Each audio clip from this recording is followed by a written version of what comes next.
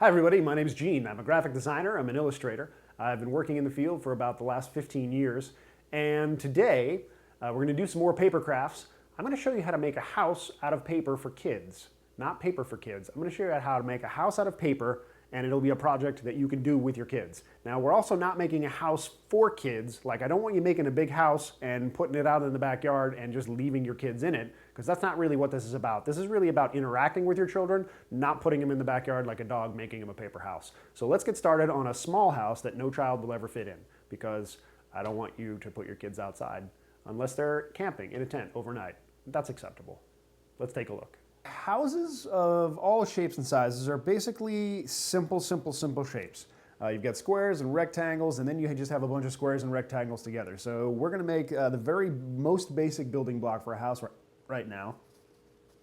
And what I want you to do is take a regular sheet of paper and fold it in half once, and then bring it out and fold each of the halves in half for a quarter. And that's going to give you the basis for the next fold, which is going to be thirds. Now, folding it into thirds is pretty tricky. If you need to, just get a ruler and divide 8.5 by 3. But for these purposes, you just want to kind of start folding until you have what looks like a square. So you're just going to eye it up and try and find something that's the same distance long as it is wide. So I just eyed this one up.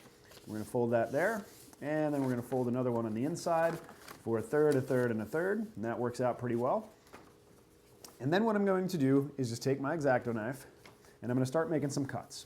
Now the first cut I'm going to make starts in the top center square. Well, actually the second one down. And I'm just going to cut along that fold, and then I'm going to cut along this other fold. And then I'm just going to cut that rectangle entirely out. There we go. I'll cut this rectangle entirely out right at the halfway mark in the page. Now what I'm going to do is, instead of cutting off this piece, I'm going to use it for measurement and to help make our building sturdy a little bit later. And so we're going to do one of these and do one of these. So now we have essentially the building blocks for a box. So take this and just start folding it just like so. And you can fold this one up and fold that in, and you have a cube.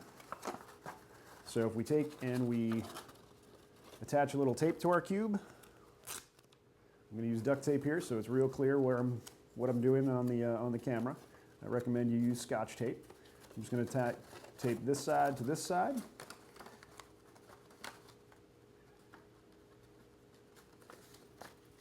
You can even fold it in like that, so you're sure you got the edges butted right up against each other.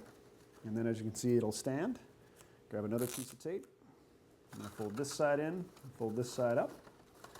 And then I'm just going to take this, tape it across. Now you can spend quite a bit of time just making sure every side is taped so you don't have any images showing through. Make sure you press that down. I'm not going to spend too much time taping up every last open area right now. I'm just going to fold this over so we can get to the next part of the house, which will be the rooftop. Okay, so there's our basic cube. And again, you know, you can make a rectangle, you can make squares, whatever you want to make. So get that out of the way, and we're going to start on the roof. The roof is going to be basically the same thing. You want to fold it in half, and then in half again. We'll fold this in half, and then the other side in half. But this time, I'm going to make one cut, and I'll just fold it in all quarters. We want this to be approximately the same width as the cube, maybe a little longer so we have some overhang. So I'm just going to cut this right here. Bam, we got all the way through. And then I'm going to take another piece of tape, and instead of making another cube, we're going to fold this over, and we're going to make a triangle. And there you basically have your roof. So these are the basic building blocks of a house, and I'll tilt that for you so you can see it. These are the basic building blocks of a house.